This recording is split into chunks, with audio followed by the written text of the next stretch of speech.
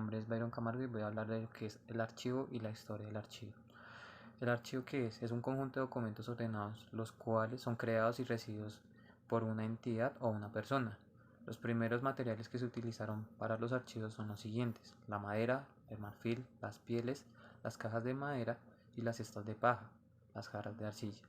Dentro de los primeros archivos se encuentran en los imperios. ¿Cuáles imperios son? El griego, el egipcio y el romano. Estos imperios los podemos observar en la Edad Antigua.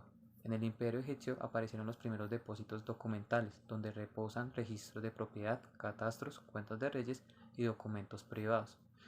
También encontramos unos rollos de papiro que se utilizan con etiqueta en el año y el siglo del faraón y el responsable como tal del documento.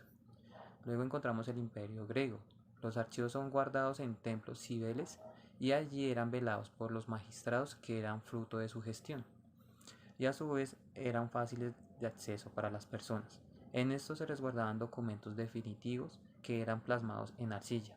También encontramos el papiro, que era para plasmar la correspondencia temporal, y los pergaminos para la correspondencia final. Listo.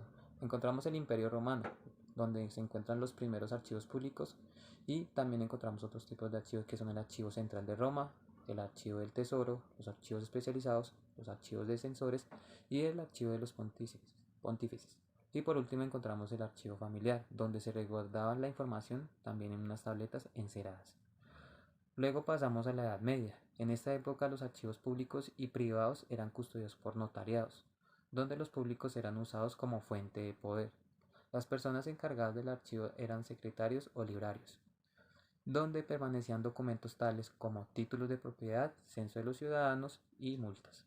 También encontramos en la Edad Media que España fue la principal creadora de los archivos, donde se obtiene una mejor organización de estos. En esta época también surgen tres modelos de almacenamiento, los cuales son los registros, los cartularios y Domesday. Encontramos también la Edad Moderna. En esta etapa surgen los archivos del Estado, donde los documentos son fuente de poder, investigación histórica, también científica para las naciones. Estos documentos también hacen parte del patrimonio o legalización institucional. Por las diversas cantidades de información que se tenía en los distintos archivos, todo esto se centraliza en un solo archivo, el cual es el administrativo. Luego pasamos a la Edad Contemporánea. Gracias a la Revolución Francesa se da a conocer el Archivo Nacional de España, donde se da el derecho a la consulta de los documentos públicos. También se empiezan a depositar en los archivos distintos soportes como la fotografía o la microforma. Además se empieza a concederlo archivos de poder, los del derecho de Estado y los documentos públicos, la estructuración de sus fondos y la concepción de archivos como territorio infranqueable. Por último encontramos los archivos en la actualidad. Con la llegada del siglo XX se da fin al aislamiento de los archivos, ya que se crearon redes de cooperación y sistemas de archivo.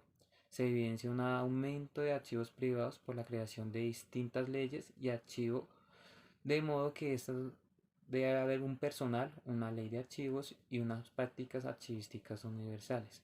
Por último, podemos decir que los archivos, con el pasar del tiempo, se han visto en avances tecnológicos, con nuevos decretos, nuevas leyes y nuevas formas en las que podemos implementar un nuevo orden y una eficiencia para la consulta de estos mismos. Entonces, muchas gracias y feliz tarde.